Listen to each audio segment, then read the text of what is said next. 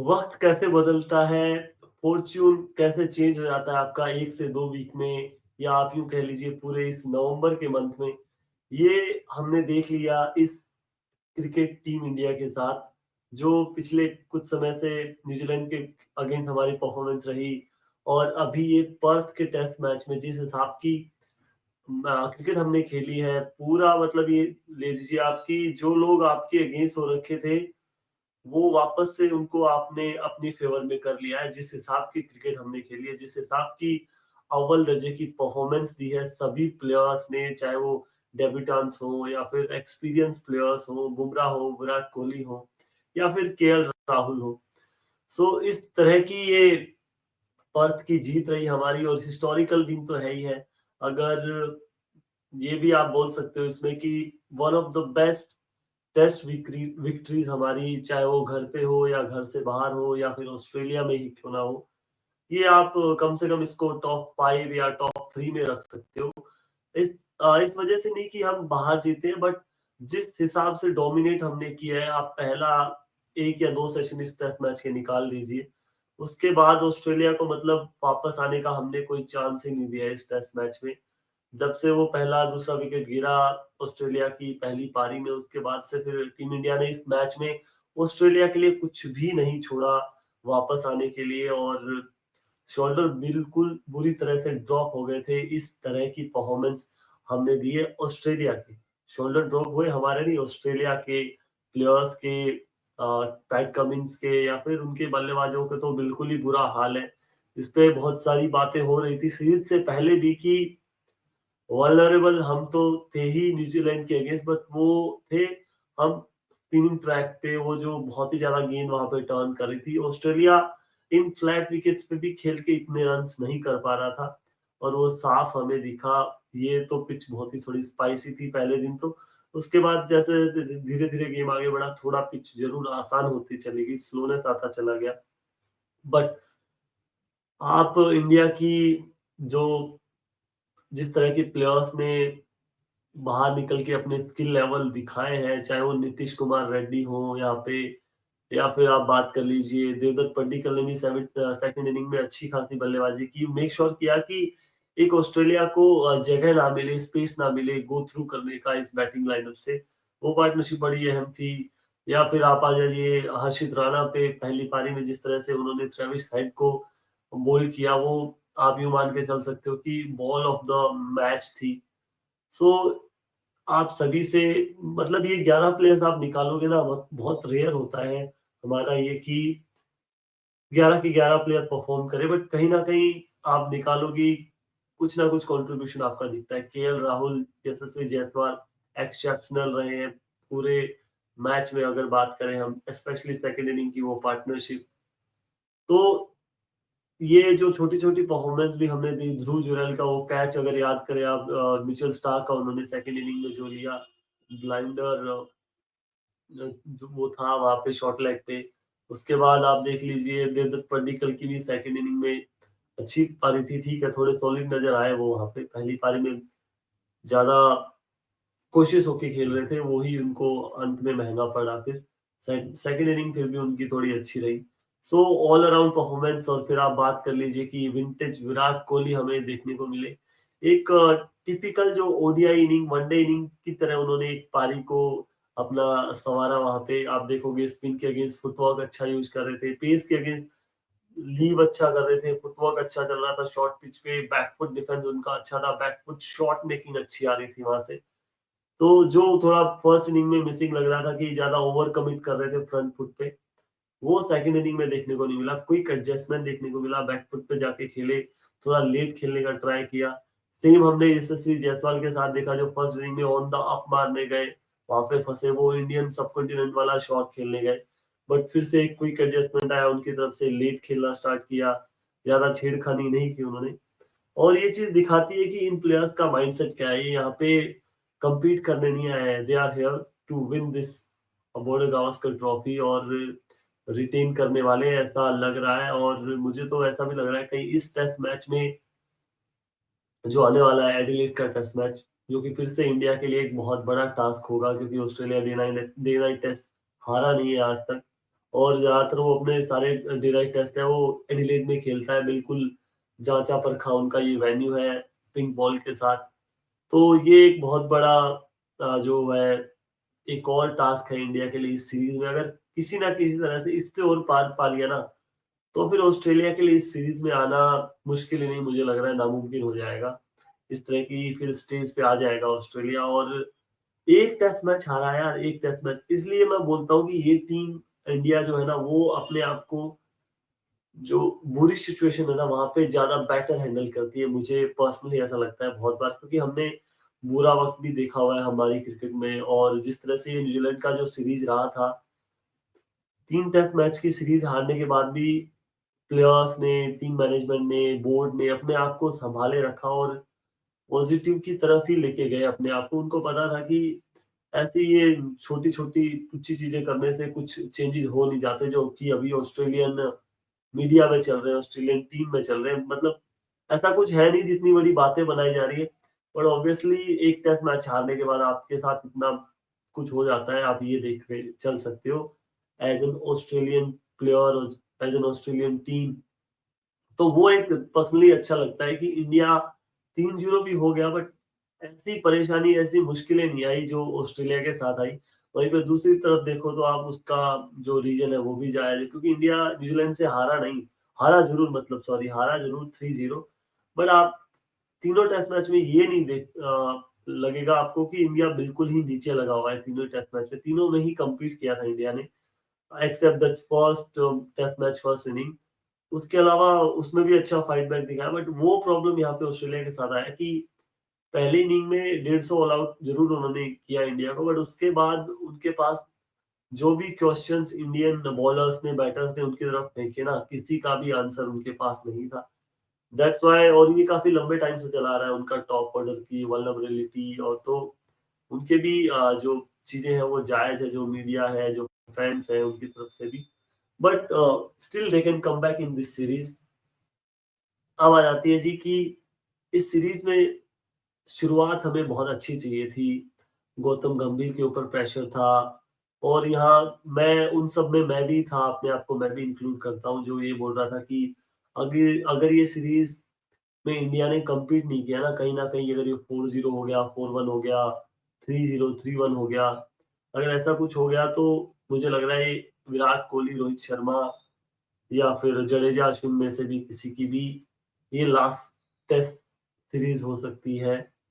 तो उस चीज का कहीं ना कहीं मुझे डर लग रहा था। फिर गौतम गंभीर की रेड बॉल की जो कोचिंग है, टीम मैनेजमेंट है, उसको भी शायद से सैक होना पड़ सकता है।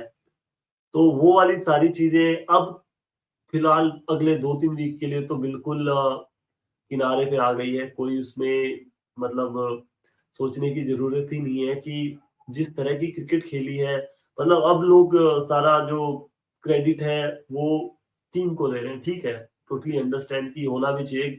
एट द एंड गेम तो उन्होंने ही खेला है, बाहर से कुछ भी नहीं होता। बाहर से आप ठीक है प्लान बना सकते हो, ट्रेनिंग कर सकते हो, बता सकते हो, बट एग्जीक्यूट तो आपको फील्ड के अंदर जाके ही करना है। बट फिर आप ये चीज़ तब भी बोले ना जब 3-0 हारा था। वहाँ पे तो फिर हम गौतम गंभीर को ब्लेम कर रहे थे। और यहाँ पे जो क्रेडिट है वो हम सारा दे रहे हैं विराट कोहली, जसप्रीत बुमराह, प्लेयर्स, सिराज हो जाए या फिर केएल राहुल, यशस्वी जायसवाल। तो यहाँ पे भी कहीं न कहीं जो बैकिंग है वो केएल राहुल की आप एग्जांपल ले लीजिए, या वॉशिंगटन सुंदर का ले लीजिए, या फिर हर्षित राणा और नीतीश रेड्डी को फास्ट फॉरवर्ड किसने किया? मुझे नहीं लगता गौतम गंभीर के बिना ये चीज़ पॉसिबल होती। तो ये जो बॉल्ड डिसीजन लिए गए, इसमें गौतम गंभीर को भी फुल्ली क्रेडिट दिया जाना चाहिए। और अभी थोड़ी-सी जल्दबाजी है, इस सीरीज़ का एक ही मैच हुआ है। अभी भी 3-1, 3-2, 4-1 अभी भी पॉसिबल है, अगर ऑस्ट्रेलिया अच्छा क्रिकेट खेले तो। इसके बाद इंडिया अभी भी मुश्किल में फँस सकता है। बट एटलीस्ट जो बहुत सारे पंडित्स बोल रहे थे कि 4-0 हो जाएगा, 5-0 हो जाएगा, 3-0, 3-1 हो जाएगा, अभी के टाइम पे वो बिल्कुल ही पॉसिबल नहीं नज़र आ रहा है। और इंडियन फैन की तरह से हम सोचें तो बहुत अच्छा फ़ील आ रहा है। ठीक है, हम 3 टेस्ट मैच हारे ज़रूर, बट वो एक तरह से पास्ट हो चुका है अभी।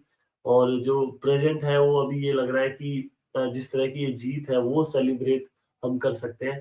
थोड़ा-सा ये आईपीएल ऑक्शन ने मुझे मुझे लगता है थोड़ा खलल डाला है इस जीत की अ, जो टेस्ट है उसको थोड़ा-सा बिगाड़ा है। शायद से 3-4 दिन और डिले हो सकता था, बट प्लानिंग पहले से की गई थी बीसीसीआई के द्वारा कि पर्थ में ऐसा कुछ होगा, वन साइडेड हम हारेंगे और ये ऑक्शन आ जाएगा, ओवरलैप कर जाएगा, तो थोड़ा-सा ध्यान भटक जाएगा, बट टोटली उल्टा हो गया। बट ठीक है, प्लानिंग तो अच्छी की गई थी, बट वो थोड़ा-सा इस बार हमारे अगेंस्ट ही पड़ गई। बट स्टिल है, आईपीएल के बारे में तो बात करने के बहुत है। अभी 4 महीने हैं ऑलमोस्ट, तो हम आगे चल के भी बातें कर सकते हैं। बट इस टेस्ट की जो सीरीज की जिस हिसाब से शुरुआत हुई है, और पूरे मतलब आप ये मान लीजिए जितने भी क्रिकेट पंडित से एक्स प्लेयर्स थे, सबका ये मानना था कि इंडिया 3-0 के बाद शायद से बिल्कुल नीचे लगा हुआ है, और पर्थ से सीरीज की स्टार्ट हो रही है, जहाँ पे ऑप्टस स्टेडियम जो है, पहले वाले वाक़ा में ज़रूर इंडिया जीता हुआ है, पर ये जो नया ऑप्टस स्टेडियम है, 2018 में भी हम यहाँ आ रहे थे, और ऑस्ट्रेलिया ने 4 टेस्ट मैचेज़ यहाँ पे खेले इससे पहले, और चारों जीते थे, तो थोड़ा मुश्किल लग रहा था। बट ओवरकम किया हमने, गाबा में भी करके दिखाया था 2021 में, और यहाँ पे भी अब किया। तो और आने वाले मैच में भी हो सकता है शायद एक और रिकॉर्ड तोड़ दें हम। ऑस्ट्रेलिया की जो स्ट्रीक है वो तोड़ दें, जो 7 टेस्ट मैचेज़ आई थिंक मुझे जहाँ तक याद है ऑस्ट्रेलिया ने जीते हैं पिंक बॉल से day night test matches Adelaide में, वो भी स्ट्रीक हम तोड़ सकते हैं। तो इस टेस्ट मैच में ऑस्ट्रेलिया के लिए ज़्यादा कुछ पॉजिटिव्स मुझे नज़र नहीं आए, एक्सेप्ट जो ट्रेविस हेड की इनिंग आई सेकंड इनिंग में, जो 89 की पारी आई उनकी। उसके अलावा अलेक्स कैरी थोड़े से मुझे लगे कि अच्छे बल्लेबाज लगे, सॉलिड नज़र आए अगेंस्ट द स्पिन, और बुमराह, सिराज, हर्षित राणा के अगेंस्ट उन्होंने थोड़ी अच्छी बल्लेबाजी की। वो एक पॉजिटिव ज़रूर नज़र आया। हेज़लवुड अभी भी अच्छी लाइन और लेंथ के साथ गेंदबाजी कर रहे हैं, टप्पा पकड़ के बॉल फेंक रहे हैं। उसके अलावा खामियाँ बहुत है, चाहे वो मैक्सवेनी हो जाए, नेथन मैक्सवेनी, पहला ही मैच और पूरी टीम आपकी थकी हुई है। वहाँ पे एक डिसीजन मुझे समझ नहीं आया, मुझे लग रहा था कि उस्मान ख्वाजा को स्ट्राइक लेनी चाहिए थी दूसरी पारी में जब वो बैटिंग करने आए। बट ये कहने को बात है, कभी ना कभी तो मैक्सवेनी को बुमराह के सामने आना ही पड़ता, पहले ओवर में या दूसरे ओवर में, तीसरे ओवर में। तो वो मतलब माइंडसेट इस तरह से, मतलब मेंटली इतनी फटीग दे दी थी वो विराट कोहली, नीतीश रेड्डी ने लास्ट में आके जो शॉट्स खेले, मतलब मेंटली बिल्कुल दबा दिया था आपने ऑस्ट्रेलिया को। उसके बाद फिर आपने बोला कि आप आइए 4 से 5 ओवर बल्लेबाजी कीजिए, तो वो बहुत मुश्किल हो जाता है। फिर वहाँ पे टर्निंग पॉइंट एक और बना कि जो 2 से 3 विकेट गिरे ऑस्ट्रेलिया के, पैट कमिंस का ज़रूर वो ब्रेव डिसीजन था, बोल्ड डिसीजन था वहाँ पे बल्लेबाजी करने आना। बट नेक्स्ट डे आप देखोगे कि पिच ईज़ी लग रही थी वहाँ पे, क्योंकि शाम को शैडो में गेंद फिर भी थोड़ा हरकत कर रहा था। आप देखोगे गेंद वही थी, सेम बॉल थी नेक्स्ट डे, बट ज़्यादा कुछ off the wicket seam movement मिली नहीं पूरे दिन हमारे बॉलर्स को। तो अगर 2-3 विकेट वो नहीं गँवाती ऑस्ट्रेलिया, तो मुझे लग रहा था कि मैच थोड़ा-सा और फँस सकता था। 5वें दिन तक भी खिंच जाता शायद से मैच। बट वो फिर क्रेडिट आप दोगे ना जसप्रीत बुमराह, मोहम्मद सिराज को। और वो पैट कमिंस के डिसीजन के बारे में तो हम लास्ट वीडियो में वैसे ही बात कर चुके हैं। बोल्ड डिसीजन था, ब्रेव डिसीजन था। बट एट द एंड अगर वो कोई डिसीजन काम ना करे, तो हम उसको सीधी-सी बोलते हैं। सीधी-सी बात ये है कि वो गलत ही डिसीजन था आपका। शायद वहाँ पे लाबुशेन आते, एक ही विकेट गिरता, क्योंकि वो 2 विकेट का प्रेशर और बढ़ गया आपके ऊपर, फिर वो लाबुशेन भी चलते बने। ऑस्ट्रेलिया के ऊपर आएँगे, बट इंडिया की तरफ से अगर पॉजिटिव्स की बात करें आप, जायसवाल के ऊपर इस सीरीज़ से स्टार्ट होने से पहले था कि अगर यहाँ पे वो अपने आप को प्रूव करते हैं, तो इस सीरीज़ से जाते टाइम अपने आप को वो एक कंप्लीट प्लेयर की तरह पाएँगे, सुपरस्टार नज़र आएँगे, जैसे कि जायसवाल के अंदर हमें। और टोटली फर्स्ट इनिंग के बाद यही लग रहा था कि शायद जल्दी में है, अपनी जो स्वाभाविक खेल है वो नहीं खेल पाएँगे आप। और ये आपको समझना पड़ेगा, डिफिकल्ट सिचुएशन में, कंडीशंस में आप कभी भी रिलैक्स नहीं कर सकते, स्पेशली इन ऑस्ट्रेलियन विकेट्स पे, जहाँ पे थोड़ा अनइवन बाउंस है, एक बॉल नीचे रह रहा है, एक बॉल उसी लेंथ से पड़ के ऊपर ज्यादा आ रहा है, उठ के आ रहा है, फिर थोड़ी बहुत लैटरल मूवमेंट भी है। वहां पे होता क्या है, आप 50, 100, 150 पे भी आपको उसी तरह से बल्लेबाजी करनी है जो आप 0 या 10 रन पे कर रहे हैं। मतलब उसी तरह से आप, हो सकता है 10, 20, 25% तक आप अपनी इनिंग को पेस कर सकते हैं, बट इससे ज्यादा ये नहीं होगा कि आपकी सेंचुरी हो गई और अब आप अपना हाथ खोलना स्टार्ट कर दो, जो चाहे वो शॉट मारना स्टार्ट कर दो। वो बहुत कम बार आप यहाँ पे देखोगे और वही ट्रेविस हेड के साथ हुआ। और उसी में डिफरेंस था कि आप हर शॉट मारते-मारते चले जाओगे तो एक बॉल फिर आप निक कर जाओगे, outside edge, inside edge, miss कर जाओगे, ये वाली चीज़ है। वहीं यशस्वी जायसवाल ने सेंचुरी होते ही थोड़े से हाथ-पैर चलाने स्टार्ट किए, बट वो जल्दी समझ गए कि भैया ऐसे बात नहीं बनेगी। जिस तरह से आपने पहले 100 बनाए हैं, उसी तरह से आपको अगले 50, 100, 60, 70 जो भी रन है, वो बनाने पड़े। ही एक फ़ॉर्मूला है यहाँ पे सक्सेस पाने का। इसके अलावा और कोई नहीं। तो वो जिस तरह से उन्होंने सेकंड इनिंग में अपने आप को सँभाला, जिस तरह की पारी खेली, वो एक लाजवाब इनिंग हमें देखने को मिली। जिस तरह से जो बिलीव आया है अभी, सडनली ये लग रहा था कि यार पहले 2-3 विकेट तो बहुत जल्दी जाएँगे, उसके बाद पंत या फिर नीचे के वॉशिंगटन सुंदर या ध्रुव जुरैल ये रन कर जाएँगे तो हम 200-250 तक पहुँच जाएँगे। बॉलिंग हमारे पास ऐसी है कि शायद हम रुक जाएँ उसके बाद ऑस्ट्रेलिया को 300 सवा 300 से नीचे-नीचे, जितने लीड को मिला के हमारे इतने रन हो जाएँगे। 250 यहाँ पे 50 एक ऑलमोस्ट की आपकी लीड है। बट अभी ऑटोमेटिकली वो थोड़ा-सा सेल्फ बिलीव हमारे अंदर भी आ गया, कॉन्फिडेंस आ गया है कि अपनी टीम के अंदर कि यार ये टीम भी ओपनिंग की पार्टनरशिप 50, 100, 150 की लगा सकती है, जिस हिसाब से उन्होंने 201 रन लगाए। वो चीज़ अब थोड़ी-सी आ गई कि हमारा टॉप ऑर्डर रन बना सकता है, ओवर्स खेल सकता है, नई गेंद को पुराना करके दे सकता है मिडल ऑर्डर को, ताकि उनका काम थोड़ा-सा आगे चल के आसान हो जाए। एक तो वो चीज़ हो गई आपकी। दूसरी चीज़ केएल राहुल ने जिस हिसाब के कंट्रोल में बैटिंग नज़र आई, वो दोनों पारियों में जैसे वो आउट हुए ना, उसी बॉल पे वो मतलब प्रॉब्लम उनको हुई है और दोनों पारियों में वो दोनों बॉलों पे आउट हो गए। उसके अलावा आप पूरी पारी देखोगे ना, प्ले एंड मिस आपके मतलब पूरी इनिंग में दोनों को मिला के मुझे लगता है 6 से 7 ही बॉलें ऐसी होंगी, जिन पे उन्होंने प्ले एंड मिस किया है। मतलब अराउंड उन्होंने 300 बॉलें खेली है अपनी दोनों पारियों को मिला दिया जाए तो। और वहाँ पे आप देखोगे पौने 300 बॉलों में 5 से 6 बॉलें ही उन्होंने प्ले एंड मिस किए। वहीं लाबुशेन की अगर मैं बात करूँ, पहली पारी में 50 बॉलें खेली थी, उसमें से ऑलमोस्ट ये मान के चलिए 20 से 22 बॉलें ऐसी थी जिसमें उन्होंने प्ले एंड मिस किया था या वो बीट हुए थे इनसाइड एज पे या फिर आउटसाइड एज पे। तो वो दिखाता है आपको कि मोर देन 95-96% केएल राहुल, या आप 99 भी बोल सकते हो। 99% तक भी केएल राहुल दोनों पारियों में टोटली कंट्रोल में नज़र आए, और जो मुझे अब थोड़ा-सा कॉन्फिडेंस दे रहा है कि अच्छा कर सकते हैं नई बॉल के साथ। जो सबसे बड़ा पॉजिटिव आया मुझे मेरी तरफ से, मुझे लगा केएल राहुल, जैसा जायसवाल से मुझे फिर भी उम्मीद थी कि उछाल भरी पिचों पे शायद वो बॉलें इतनी ना खेल पाए, but still he can score 50, 60, 70, 80 in quick time, अगर उनके बल्ले से बॉल अच्छा निकलना स्टार्ट हो गया तो। बट केएल राहुल को मुझे था कि यार एक बार ये बंदा, क्योंकि टेक्निक जो केएल राहुल के पास है ना, लेट खेलने की, बिल्कुल लास्ट तक बॉल को देखते हैं, आने देते हैं बॉल को अपनी तरफ स्क्वायर ऑफ द विकेट ज्यादा रन बनाने को देखते हैं। फिर उसमें होता क्या है, आपको टाइम मिल जाता है बॉल के ऊपर, और बॉल के पूरा पीछे तक आते हैं बल्ले को, और अपने हाथों को शरीर से दूर ज़्यादा नहीं, हेड स्टिल रहता है, शरीर से दूर ज़्यादा हाथों को नहीं जाने दे रहे हैं, और जो भी है वो अपनी आँखों के नीचे खेलने का ट्राई कर रहे हैं। तो वो जो टेक्निक उनकी है ना, वो थोड़ा-सा इस कंडीशन में और ज़्यादा इम्पोर्टेंट हो जाती है, जो मुझे लगता नहीं है कि दोनों ही टीमों में अगर मिला लिया जाए तो केएल राहुल जैसी बैटिंग किसी ने नहीं की, और टेक्निक भी शायद उस तरह की है नहीं।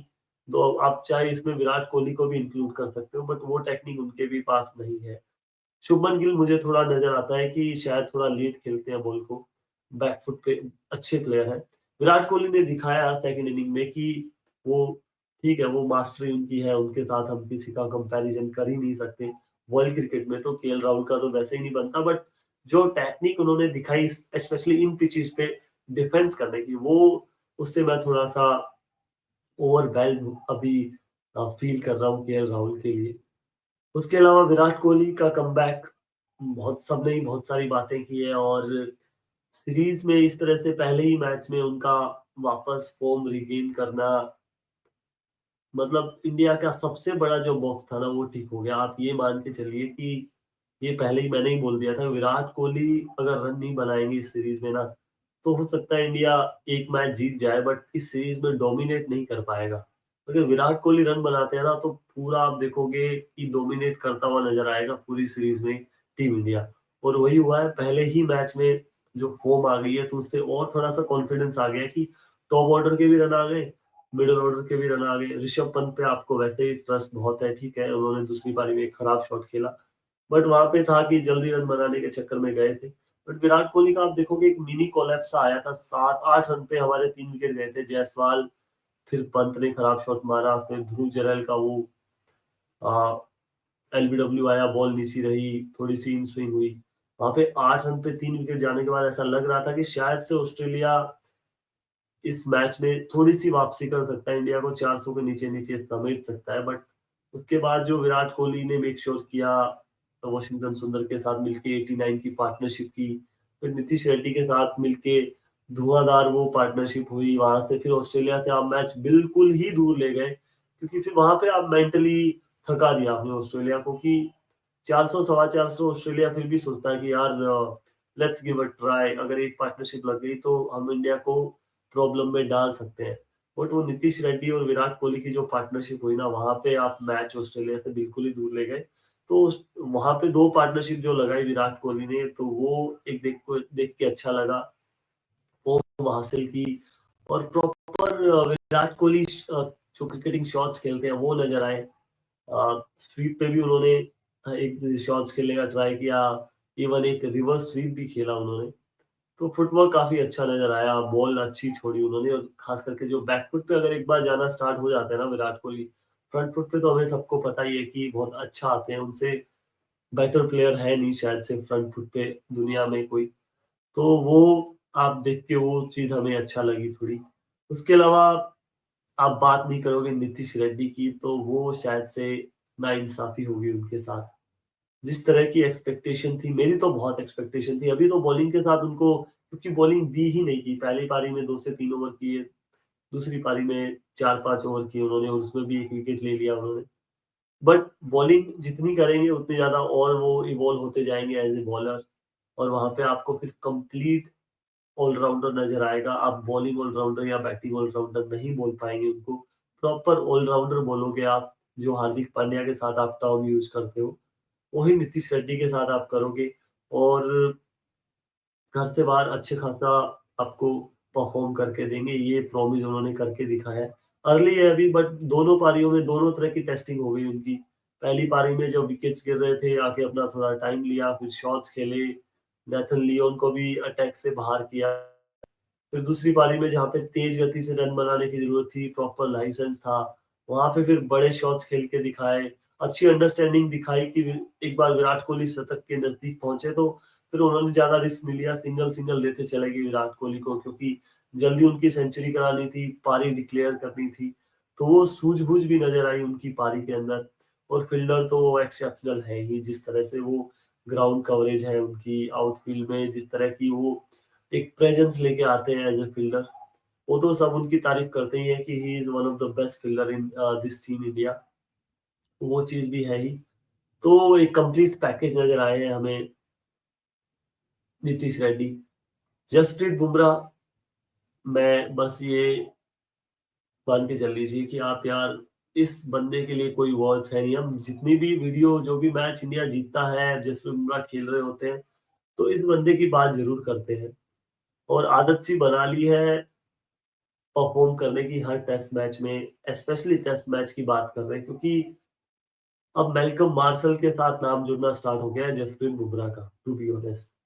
और जो एवरेज है, जो स्टैट्स है, वो तो जस्टिफाई करते ही करते हैं उनको उनके साथ नाम जोड़ने का। बट सब बोलने लगे हैं कि अब one of the best bowler नहीं है ये, वर्ल्ड क्रिकेट के बेस्ट बॉलर है अभी इस टाइम पे। और मैंने तो लास्ट वीडियो में बोला था कि बेस्ट प्लेयर है ये अभी के टाइम पे वर्ल्ड क्रिकेट में।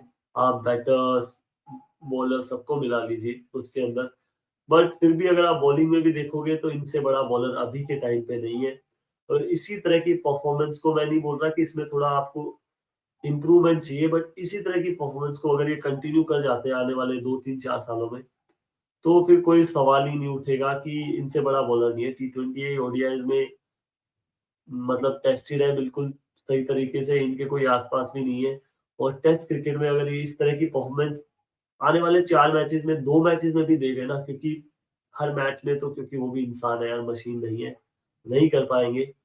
बट यू नेवर नो, क्या पता वो हर मैच में, हर पारी में इसी तरह की परफॉर्मेंस रिपीट करते रहे और नए बॉल के साथ एक बार आप ऑस्ट्रेलिया को नीचे लगाते चले गए ना, फिर मेरा नहीं ख्याल कि ज़्यादा कुछ कर पाएगा ऑस्ट्रेलिया। ठीक है, 250-300 बना देगा शायद से, 350 बना देगा। पर वो 450, 500, 400 वाले स्कोर नहीं लगा पाएगा। आपने अगर ऊपर से 2-3 प्लेयर्स को उड़ा दिया, तो जसप्रीत बुमराह का अगर नाम ही आपने मैल्कम मार्शल के साथ जोड़ दिया, तो फिर उनके बारे में फिर इससे ज़्यादा तो कॉम्प्लीमेंट क्या ही होगा। और ये भी बोल रहे हैं कि यार उनसे ऊपर भी चले जाएँगे, अगर इसी तरह से परफ़ॉर्म करते चले गए अगले 2-3 सालों में। तो एवरेज घर पे उनकी 17 की है, बाहर घर से बाहर उनकी 20 से भी कम हो गई है एवरेज। और ये सीरीज़ खत्म होते-होते मुझे लग रहा है कहीं 17-18 पे ही ना आ जाए वो भी। सो ब्रिलियंट यार, एक्सेप्शनल बॉलिंग स्पेल, चाहे वो पहले पारी में देख लीजिए, आप दूसरी पारी में देख लीजिए, फिर दूसरी पारी में जब ट्रेविस हेड सेट हो गए, उसके बाद आके वहाँ पे उन्होंने वो ट्रेविस हेड का विकेट लिया। उसके साथ सिराज ने अच्छे से कॉम्प्लीमेंट किया। उन्होंने पहली पारी में भी वो एक स्पेल डाला, 2 विकेट लिए, जहाँ पे लाबुशेन और मिचेल मार्श का रन कोई दिया नहीं, वहाँ पे 5-6 रन खर्च करके 2 विकेट लिए।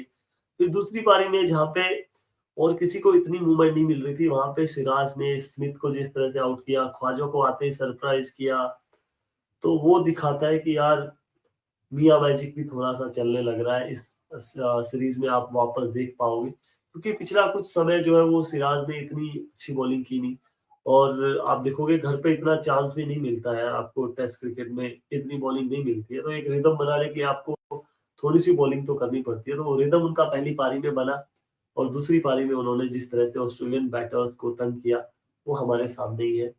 हर्षित राणा अगेन गुड डेब्यू, पहली इनिंग में अच्छी गेंदबाजी की, बट कहीं न कहीं मुझे ऐसा लगा कि बहुत ज़्यादा ट्राई कर रहे थे। होता भी है, आप नए-नए आए हो, किसी को थोड़ी मदद है, एक बॉल शॉर्ट कर रहे हो, एक आप ओवर पिच कर रहे हो, फिर एक गुड लेंथ पे डाल रहे हो।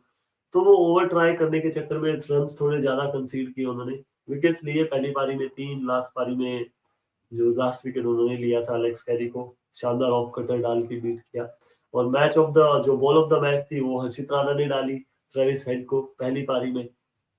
तो वो भी काफ़ी अच्छी बॉलिंग करके गए हैं। अब आ जाती है जी, थोड़ी-सी बात कर लेते हैं इस सीरीज़ में आगे क्या हो सकता है। ऑस्ट्रेलियन पॉइंट ऑफ व्यू सीधी-सी बात है, वो भूखे होंगे बिल्कुल, जिस तरह से इंडिया 3 मैच हारने के बाद वापस आया इस टेस्ट मैच में। वो भी वापस आएँगे और देखा भी है हमने 2018-19 की सीरीज़ ले लीजिए, पहला टेस्ट मैच ऑस्ट्रेलिया हारा था, उसके बाद सेकंड टेस्ट मैच में अच्छा कमबैक किया था उन्होंने और उनके मतलब की कंडीशंस होगी एक बार फिर से आप ये मान के चलिए ग्रीन ही विकेट मिलेगा आपको थोड़ा बहुत। पिंक बॉल में आपको रखना पड़ता है थोड़ा-सा ग्रीनिश विकेट कि बॉल की शाइन ना जाए, जो डाई होता है बॉल के ऊपर, वो ना आ जाए क्योंकि पिंक बॉल में होता क्या है अलग से डाई किया जाता है, कलर छोड़ा जाता है बॉल पे। तो थोड़ी-सी अगर विकेट में घास नहीं हुई, बिल्कुल ही आपने रफ विकेट बनाया, आउटफील्ड अच्छी नहीं हुई, तो वो जो बॉल की है वो शाइन जाना स्टार्ट कर देती है। वो जो ऊपर की जो पॉलिश है, उनकी चमक है, वो जाना स्टार्ट कर देती है बॉल की, तो उसके बाद वो देखने में प्रॉब्लम होती है। उस वजह से ज़्यादातर ग्रीनिश विकेट ही छोड़ी जाती है। पिच में थोड़ी घास छोड़ी जाती है जिससे बॉल ज़्यादा है वो उसकी उसका कलर ज़्यादा चेंज ना हो, वो पॉलिश जो है वो बरकरार रहे।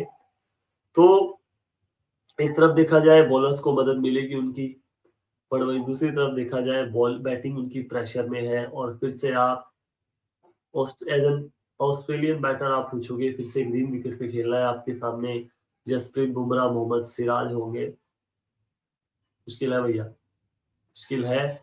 बट अभी तक सब लोग यही मान के चल रहे हैं जैसे फर्स्ट टेस्ट से पहले कर रहे थे कि Australia start as favourites. Start तो फेवरेट किया बट फिनिश जो किया वो इंडिया ने किया फेवरेट। और अब इस टेस्ट मैच में भी आप ये मान के चल लीजिए कि ऑस्ट्रेलिया ही फेवरेट स्टार्ट करेगा अभी भी मेरे ख्याल से। अगर शामी आ जाते हैं तो फिर सूरत हाल बदल सकती है, जो कि आज भी शामी ने एक टेस्ट एक टी20 खेला है, 3 टी20 आई खेल लिए उन्होंने। मुश्ताक टी20 आई नहीं टी20 मुश्ताक अली ट्रॉफी में जो चल रही है हाल ही में 3 मैचेस खेल रही है और एक और मैच 29th को है। तो सेकंड टेस्ट मैच तो अभी भी थोड़ा-सा मुश्किल लग रहा है मुझे मोहम्मद शामी के नज़रिए से, बट थर्ड टेस्ट मैच से तो पहले वो ज़रूर आ जाएँगे, बिल्कुल आ जाएँगे, ऐसा मुझे फ़ील हो रहा है। बट अगर सेकंड टेस्ट अभी आ जाए तो आपको जो आपका वार्म अप मैच है प्राइम मिनिस्टर 11 के अगेंस्ट, वो भी अगर उसमें भी फीचर करें आप, के बाद आप हो सकते हो बिल्कुल फुली फिट तो नज़र आ रहे हैं गेंदबाजी में। बट ठीक है, सेकंड टेस्ट मैच तो अभी भी मुझे थोड़ा-सा कम ही चांस लग रहा है। थर्ड टेस्ट मैच से पहले मेरा मानना है कि बिल्कुल आ जाएँगे। बट ऑस्ट्रेलिया के लिए प्रॉब्लम है, बट उनको जल्दी से सवाल ढूँढने हैं। ओपनिंग उनकी नेथन मैक्सवेनी की शायद ऑस्ट्रेलिया सेम प्लेइंग 11 के साथ जाए क्योंकि ज़्यादा कुछ उनके रिजर्व्स में कुछ है नहीं, स्क्वाड में और कोई है नहीं जो आके इमीडिएटली जो इम्पैक्ट डाल सके इस टीम के लिए परफॉर्म कर सके। स्कॉट बॉलैंड है, अच्छी बॉलिंग करते हैं। पिंक बॉल से और ज़्यादा घातक साबित हो जाते हैं क्योंकि लेंथ ऊपर रखते हैं, अच्छी सीम निकलती है हाथ से उनकी। वो एक है बट लाओगे किसकी जगह आप? 4 पेसर्स के साथ तो आप नहीं जाओगे, नेथन लियोन को आप बाहर नहीं बिठा सकते। तो वो उनके लिए उनके हिसाब से मुझे कोई नहीं लग रहा बट इंडिया की जो पॉजिटिव वाली हेडेक है ना, वो बढ़ने वाली है। रोहित शर्मा वापस आ गए हैं, Shubman Gill almost fully fit है। तो प्लेइंग 11 में तो ज़्यादा कुछ फ़र्क नहीं पड़ेगा, ज़्यादा कुछ प्रॉब्लम नहीं है। ध्रुव जुरैल की जगह आपके रोहित शर्मा आ जाएँगे और पड्डीकल की जगह आपके शुभमन गिल आ जाएँगे। ये पहले बल्लेबाजी की बात कर लेते हैं। तो रोहित शर्मा क्या ओपन करते हुए नज़र आएँगे? देखिए कैप्टन है वो, उनका डिसीजन है, गौतम गंभीर का डिसीजन है। बट अगर बहुत सारे लोग भी बोल रहे हैं और मेरा भी यही मानना है कि जिस क्योंकि आप केएल राहुल की जगह ही आओगे ना अगर ओपन आओगे तो वहाँ पे आप मुझे नहीं लगता कि जिस हिसाब की बैटिंग केएल राहुल ने करके दिखाई है, नो डाउट यार he can bat at 3 he can bat at 5 और 6 एनीवेयर आपको जहाँ पे भी लगेगा केएल राहुल वहाँ पे बैटिंग कर लेंगे। बट मुझे नहीं लगता कि जिस हिसाब का जो काम केएल राहुल ने करके दिया है ना, उनको ओपन से हटाना यार बहुत ही ब्रेवरी वाला डिसीजन आपको लेना पड़ेगा तभी जाके पॉसिबल है।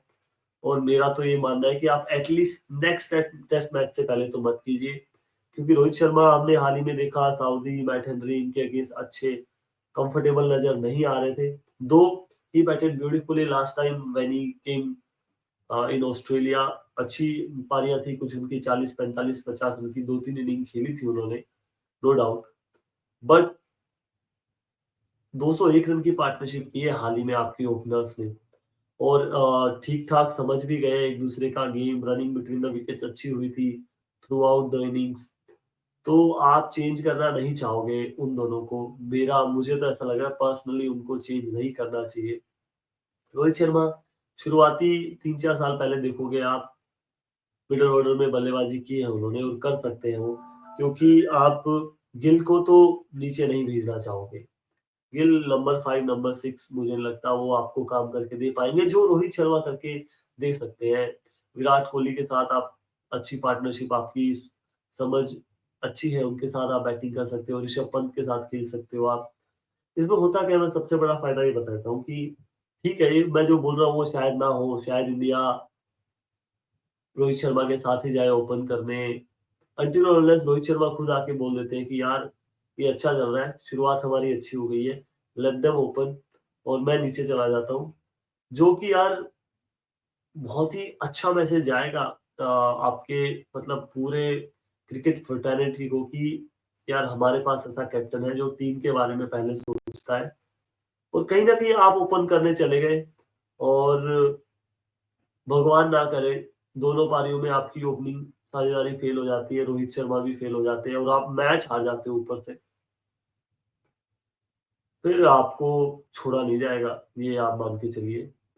तो मुझे ऐसा लग रहा है कि एटलीस्ट एक टेस्ट हाँ, अगले टेस्ट मैच में केएल राहुल फेल होते हैं, तो यू कैन आस्क हिम कि आप नीचे आ जाइए, मेरा भी यहाँ पे कुछ नहीं हो रहा, मैं ऊपर चला जाता हूँ। बट टिल दिस मैच मतलब ये जो इस मैच से पहले आप क्या कीजिए, केएल राहुल, यशस्वी जायसवाल को ओपन करने दीजिए। नंबर 3 पे आपके इन फॉर्म गिल आ जाएँगे, जो कि इस कंडीशंस के लिए रेडीमेड बैटर्स नज़र आते हैं। फिर नंबर 4 पे आपके विराट कोहली। अब आप ये चारों के चारों प्लेयर उठा के देख लीजिए ना अभी के टाइम पे, बॉलिंग अटैक डरेगा यार इससे। मतलब एक बार आपने 10-15 ओवर निकाल बॉल से, नंबर 5 पे फिर आपके रोहित शर्मा आ जाते हैं, नंबर 6 कर दीजिए आप ऋषभ पंत को। मुझे लगता है ऋषभ पंत से नीचे आना चाहिए रोहित शर्मा को, ऋषभ पंत को नंबर 6 कर दीजिए। यहाँ तक की बात करते हैं एक बार। तो यहाँ पे आप फिर पाओगे कि ऊपर से स्टार्ट अच्छा मिल गया ना, तो नीचे से अगर ये मान के लो स्कोरिंग मैच होता है मान लीजिए आप, तो वहां पे रोहित शर्मा नीचे आके अगर 40-45-50 रन की बढ़िया काउंटर अटैकिंग इनिंग खेल देते हैं, जो कि वो कैपेबल है करने को, स्पिनर्स को भी डोमिनेट कर सकते हैं, वहां पे लियोन आपको अटैक में नजर आएंगे, बॉलर्स थोड़े थके होंगे, तो उस चीज का आप फायदा उठा सकते हैं रोहित शर्मा। और आप ये मान के चलिए कि ऑस्ट्रेलियन थिंक टैंक या ऑस्ट्रेलियन प्लेयर्स के माइंड में क्या होगा कि यार हमने 2 विकेट ले लिए हैं, बट इसके बाद भी जो है रोहित शर्मा आने बाकी है, ऋषभ पंत आने बाकी है। तो वो एक उल्ट अलग तरह से माइंडसेट में जो है वो सवाल पैदा करेगा ऑस्ट्रेलियन प्लेयर्स के, ऑस्ट्रेलियन बॉलर्स के, ऑस्ट्रेलियन मैनेजमेंट के दिमाग में। तो वो चीज है, तो ये मेरे हिसाब से बहुत अच्छा डिसीजन होगा अगर रोहित शर्मा नंबर 5 आ जाते हैं, नंबर 3 गिल और ओपन केएल राहुल और यशस्वी जायसवाल के साथ आप जाते हो at least for Adelaide test match, क्योंकि बॉल बहुत ज्यादा मूव करेगा वहां पे। और केएल राहुल ही मुझे इस टाइम पे नजर आ रहे हैं कि वो सी ऑफ कर सकते हैं पहला पहला स्पेल तीनों फास्ट बॉलर्स का। अगर वो काम हो गया तो ये बॉलर्स यार, हमने देखा दूसरे तीसरे स्पेल में इतने अच्छे हमें नजर नहीं आए जितने खतरनाक ये पहले या पहले स्पेल में स्पेशली थे। तो दूसरे तीसरे स्पेल में आते आते थोड़ी थकान आपको फील होती है, तो वो काम आप कर दोगे। और आपका सीधा सीधा सा मोटिव आपने मैंने मिंत्रा आपको पहले ही बता दिया इस सीरीज का, 100 110 120 ओवर खेलते चले जाइए आप। पिछली दोनों बॉर्डर गावस्कर ट्रॉफी जो ऑस्ट्रेलिया में हमने खेली, वहां पे चेतेश्वर पुजारा यही काम कर रहे थे, make sure whenever we are batting 120 overs, 110 overs, 100 overs, वो काम आप कंसिस्टेंटली करते जाएंगे ना, वहां पे आपके फायदे बहुत हो जाएंगे। और ऑस्ट्रेलिया की ओवर रेट के चलते 2 पॉइंट्स WTC साइकिल के 2 पॉइंट्स अभी भी कटे इस टेस्ट मैच में। और आप ये काम अगर लगातार चलते करते जाओगे, 1-2 मैचेस में उनके 2 से 4 पॉइंट और आप रिड्यूस कर सकते हो उस टेबल में से, तो वो भी फायदा आपको मिल जाएगा लंबी बैटिंग करने का, क्योंकि ओवर रेट का तो इश्यू होने वाला है।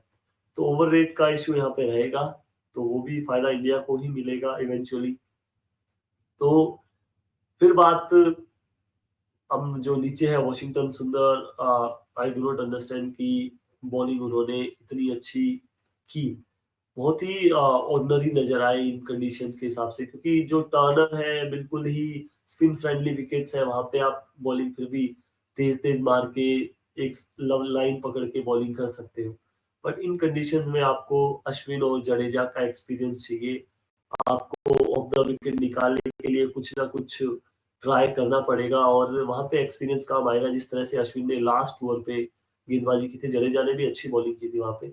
और बैटिंग में यहाँ पे वॉशिंगटन सुंदर से खुश हूँ, जिस तरह से उन्होंने सेकंड इनिंग में वो मेक श्योर किया कि इंडिया एक और कोलैप्स का सामना ना करे, वहां पे अच्छी बैटिंग की, थोड़े से कॉन्फिडेंट नजर आते हैं। हम भी जब भी वॉशिंग बल्लेबाजी करते हैं थोड़े से बाहर से देख के लगता है कि एक कॉम्पैक्ट प्लेयर खेल रहा है, एक अच्छा प्रॉपर बैट्समैन खेल रहा है, तो वो काम तो आपको जडेजा भी करके देंगे। तो अश्विन के साथ आप नहीं जाना चाहते हो, जो कि पिंक बॉल टेस्ट में मुझे नहीं लग रहा कि आपको जरूरत पड़ेगी अश्विन के साथ जाने की, आप जडेजा के साथ जा सकते हो।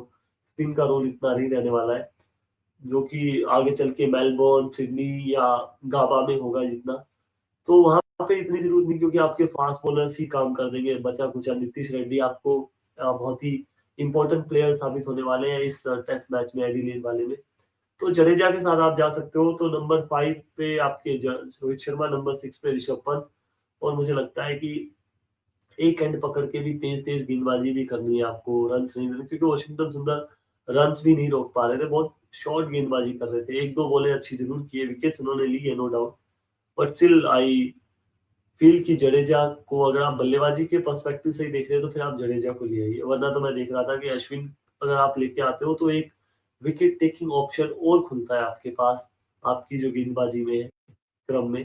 पर ठीक है, आप जडेजा को ले आइए, तो आपकी बैटिंग तो बिल्कुल सॉलिड हो जाएगी। Number 6 Pant, number 7 Jadeja, number 8 Nitish Reddy, ऊपर नीचे के तीनों फिर आप चिप इन भी कर जाओ, 5-5 10-10 रन भी बनाए फास्ट बॉलर्स, तो बहुत हेल्प हो जाती है।